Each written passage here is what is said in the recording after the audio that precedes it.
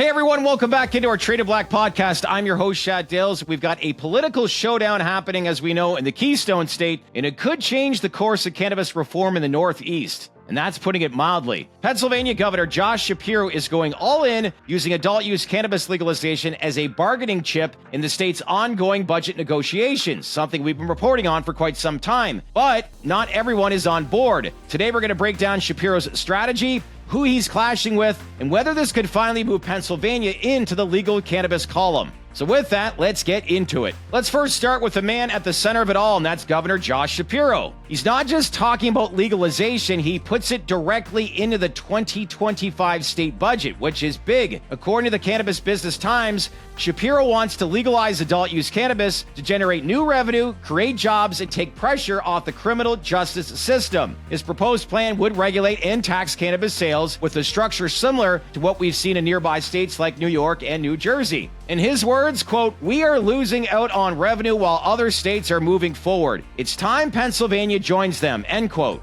That's clear, it's bold, and very much at odds with Pennsylvania's Republican-controlled legislature. So now let's look at who's pushing back. Primarily, Senate Republicans, who continue to resist adult use legalization, even though polling shows that more than 60% of Pennsylvanians support it. Instead of debating cannabis reform, Republican leaders are prioritizing school funding disagreements, property tax changes, and keeping government spending under tight control. They've also argued that cannabis legalization deserves more time for study, despite the fact that 24 states have already legalized it. So this isn't a policy issue anymore, it's pure politics. And for now, the Senate is signaling they're not interested in including cannabis in the final budget deal. So as mentioned, this isn't just a cannabis issue, this is a fiscal standoff. Pennsylvania's budget deadline is June 30th, and Shapiro is trying to use cannabis as leverage to reach a broader deal. The message is simple. Legal cannabis means new tax revenue, which could help fund education, infrastructure, and public safety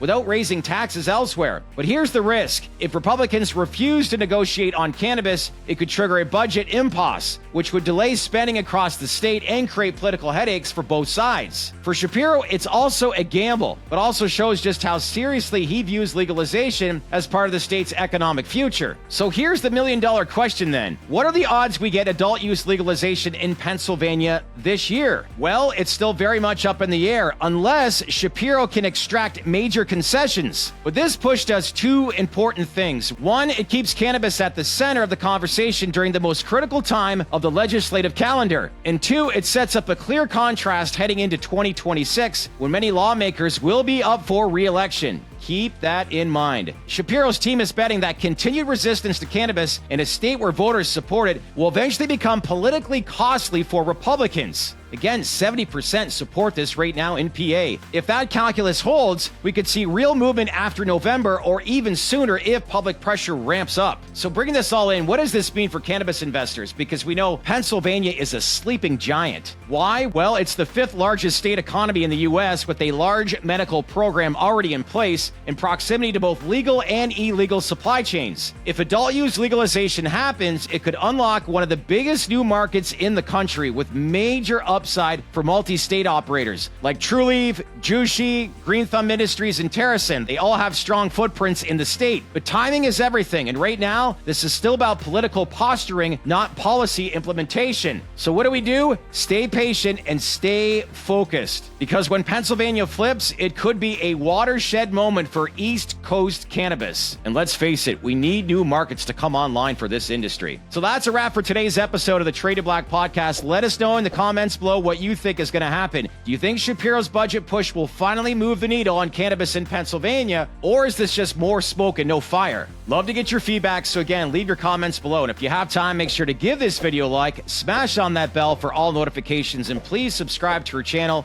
As we said a couple weeks ago, we reached the 50,000 mark. We want to continue to expand. So with that, if you have time, greatly appreciate it if you could subscribe here at the TDR Trade to Black podcast. Enjoy the rest of your day, everyone. I'm your host, Shad Dales, and I'll see you next time. Thanks again for watching.